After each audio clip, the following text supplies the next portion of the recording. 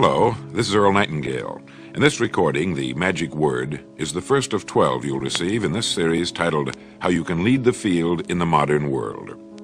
Before we start, I'd like you to know that I'm not going to try to tell you how to live your life. That's none of my business, nor is it anybody else's business. That's your business.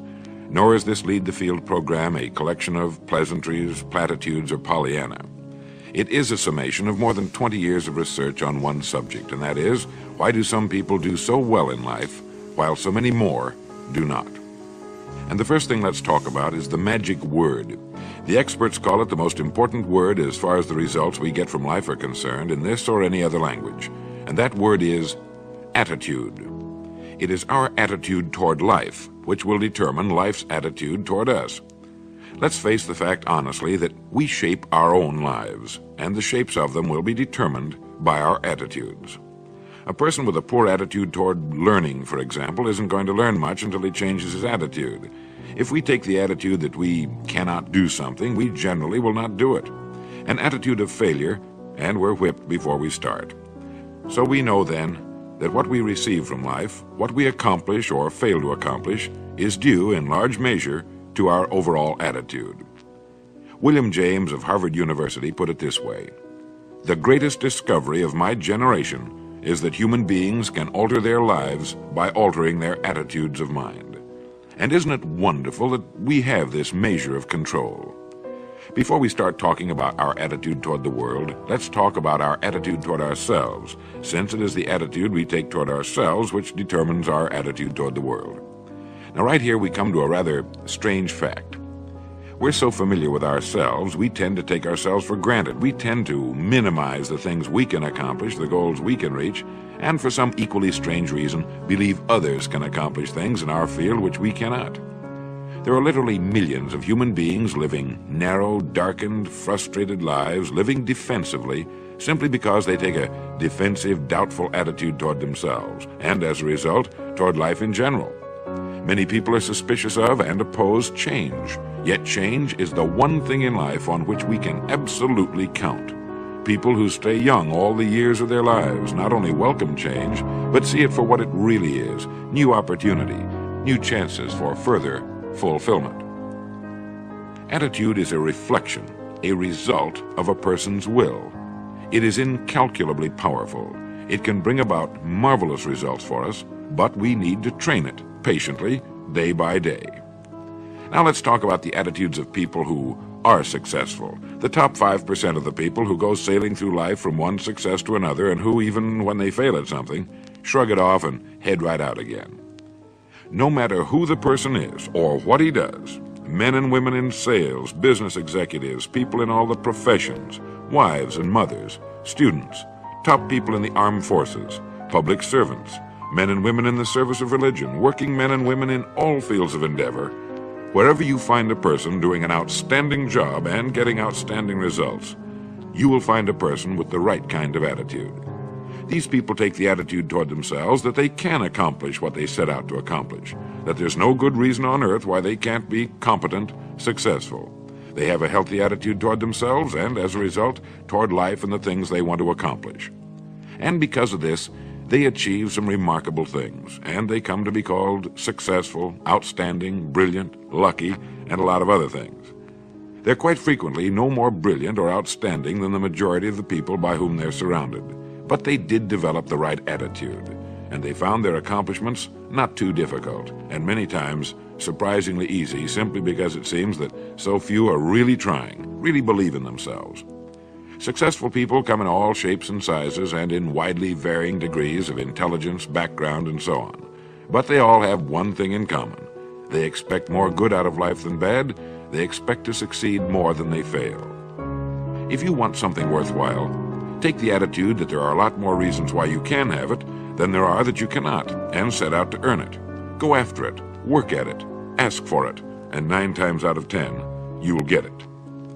Our environment is really a mirror of our mental attitude. If we don't like our environment, we have to change our attitude first. Now, the world plays no favorites. It's impersonal. It doesn't care whether we change or not. Adopting a good, healthy attitude toward life doesn't affect the world and the people in it nearly as much as it affects us. It would be impossible to even estimate the number of jobs which have been lost, the number of promotions missed, the number of sales not made, the number of marriages ruined by poor attitudes. But you can number in the millions the jobs which are held but hated, the marriages which are tolerated but unhappy, all because of people who are waiting for the world and others to change toward them, instead of being big enough and wise enough to at least make a test which will prove beyond any shadow of a doubt where most or at least a big part of the trouble lies. Studies made of the lives of literally thousands of successful people have shown that they radiate confidence, assurance, they expect success, and they get success. You can spot these people by the way they walk, by the way they look and act. You can feel it about them when they enter a room. They may be short and fat, or tall and thin, or any combination in between, but they have about them the attitude of success. In the record Greener Pastures, I'll get into this next statement, but right now I want you to realize, if you don't already, that in 5 years or less, you can get right to the top of the work you're now doing. I know this, but the important question here is, do you know this? The minute you do know it, you'll have this right attitude I'm talking about. The easiest and most effective means of forming a good attitude habit is to begin to act as though you have a good, positive, expectant attitude toward life. That's right. Begin right now to walk, act, and look as though you belong to this group. If you're already in the top 5%, you'll know what I mean. If you've never tried it, you'll be amazed at what happens. Actions trigger feelings, just as feelings trigger actions. Now, let me tell you of a little test you can make which will prove beyond any shadow of a doubt that a good attitude can change a person's life as dramatically as walking from a darkened room into the bright, clear light of day. Not long ago, I read a line which went, "Life is dull only to dull people." This is true, but it also could have read, "Life is interesting only to interesting people," or "Life is successful only to successful people." Now, what I'm trying to say is that you must first become, mentally, from an attitude standpoint, that which you wish to achieve.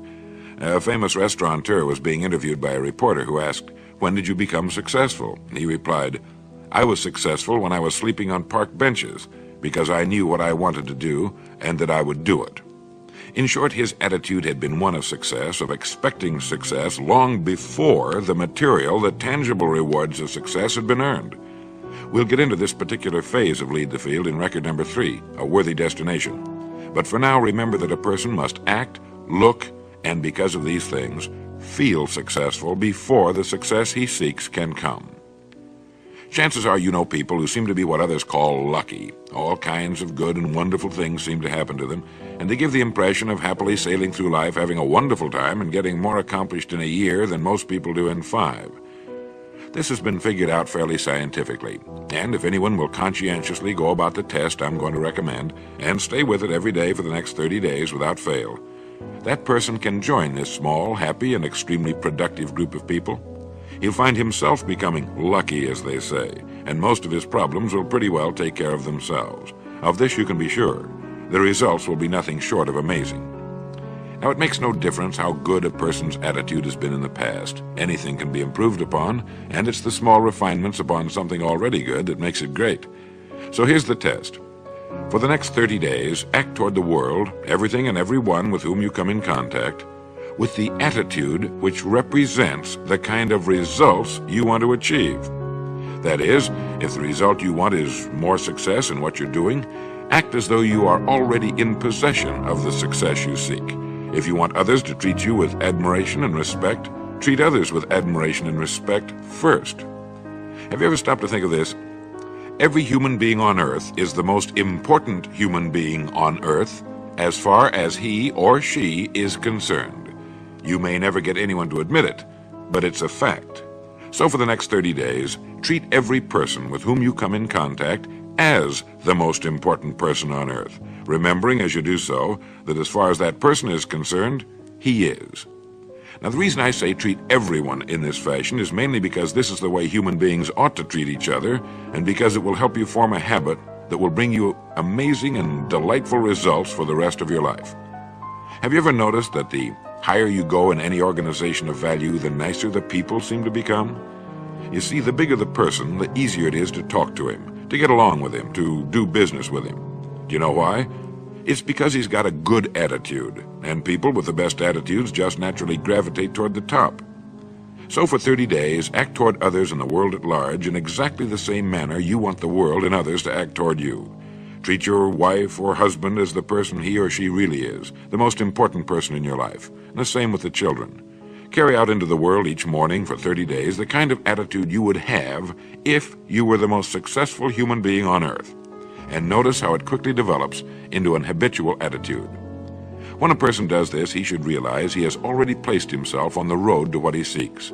He is right now in the top 5% of the people in this or any other country. He has prepared the ground and planted the seed. He has made of himself a magnet, an embodiment of that which he seeks. Before metal can be cast into a desired shape, the mold, the expectant receptacle, must first be fashioned. Before a building can be erected, the excavation must be made and the foundation laid. And before a person can achieve the kind of life he wants, he must become that kind of individual. He must think, act, talk, walk, and conduct himself in all of his affairs as would the person he wishes to become.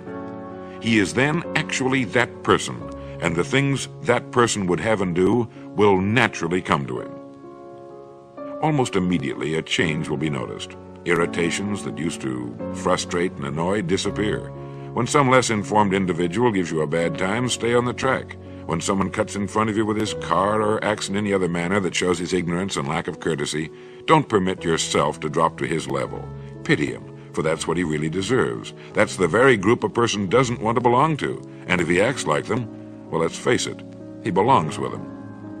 There's nothing in the world that men, women, and children want and need more than the feeling that they're important, that they're needed and respected. They will give their love, their affection, their respect, and their business to the person who fills this need. So the magic word is attitude.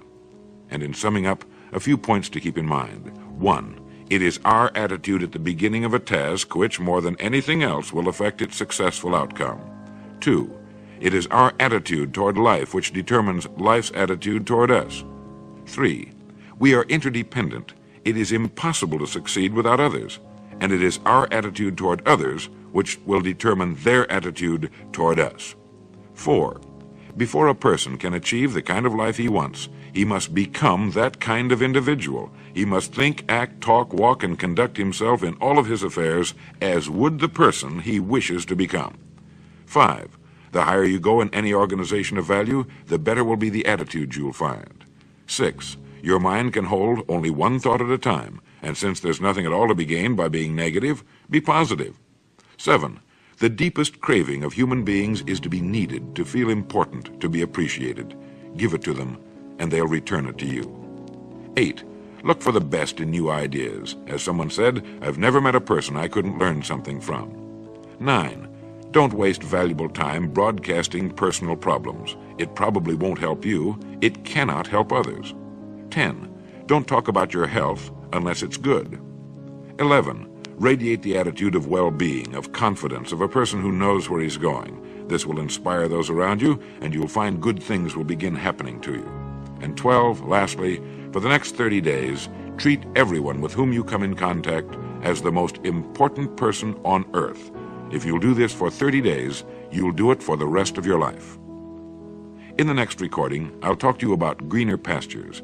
But now in closing, remember the words of Walter Dill Scott of Northwestern University. Success or failure in any undertaking is caused more by the mental attitude even than by mental capacities. Thank you.